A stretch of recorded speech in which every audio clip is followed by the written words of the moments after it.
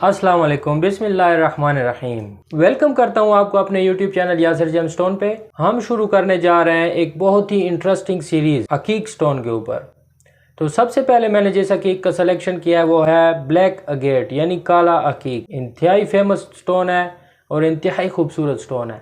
तो इससे पहले कि मैं आपको काले अकीक पर बोरिंग से लेक्चर दूँ, उसकी हिस्ट्री बताऊँ, उसकी फॉर्मेशन बताऊँ, उसकी केमिस्ट्री बताऊँ, मैं चाहता हूं कि आपको कुदरत के इस शाहकार से आशना करा दूं कि ये बाकी अकीक से क्यों मुख्तलिफ है और क्या क्वालिटीज़ हैं इसमें जो इसे बाकी अकीक से मुनफरिद और उनसे ज़्यादा वैल्यूबल कर देती है। सो वीडियो को एंड तक लाजमी देखिएगा। 2-3 मिनट की ही तो वीडियो होगी, लेकिन आप जान जाएंगे इंतहाई ऑथेंटिक इंफॉर्मेशन काले अकीक के बारे में। सो स्टे ट्यून्ड, शुरू करते हैं, देर नहीं करते। पहली और सबसे पहली बात, इसका रंग दूसरे अकीक जितने भी हैं उनसे बिल्कुल मुख्तलिफ है और ये एक बहुत बड़ी वजह इसे मुनफरिद कर देती है बाकी अकीक। दूसरी बात, इसका एटॉमिक स्ट्रक्चर।